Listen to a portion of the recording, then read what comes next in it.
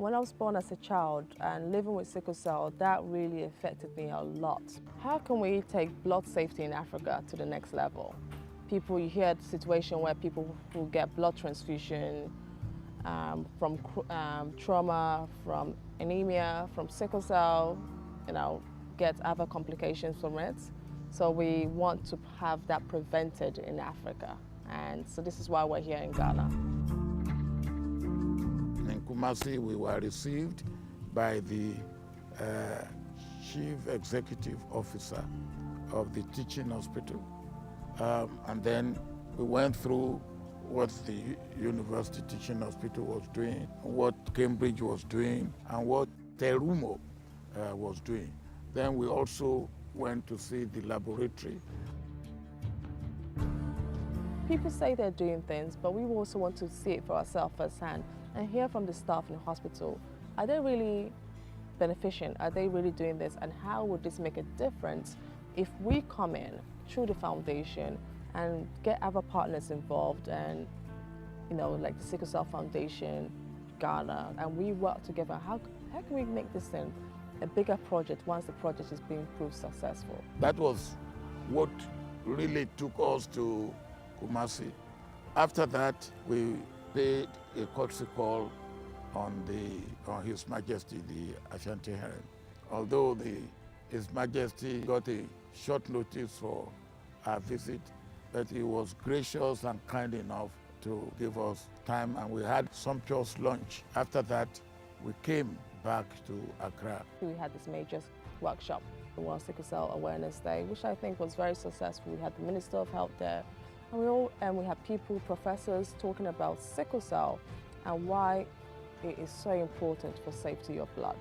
The D-Day, as it were,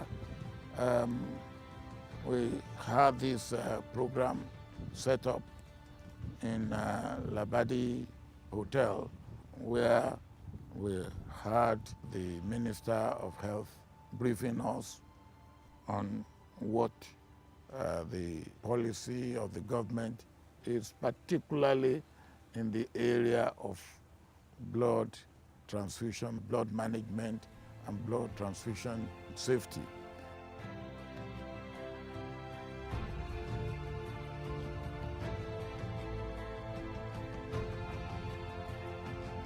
And we paid a courtesy call on the president, who again was very gracious in receiving us at short notice. But what was very good in all this was the president was very, very clear. He got the picture very clearly and immediately said, look, this is part of what we have been, our policy. How do we make blood transfusion safe and secure? We want to help eliminate the stigma associated with sickle cell, because right now there's so much stigma. People are afraid to talk about it. People are afraid to get close to someone with sickle cell, and just let them know that, look, we're normal people and we could still accomplish. We're not going to die when we're 22. We will probably live on if we're well taken care of. So don't isolate us and say, oh, let me just give this person the best life they could have because they're not going to live that long. No, treat us like normal people. So we want just not Ghana, but Africa to understand more about sickle cell. We are also in the area of identifying and encouraging new method of doing things, new technology. We are also in the area of making whatever is available affordable. It's not just that it's available, but affordable.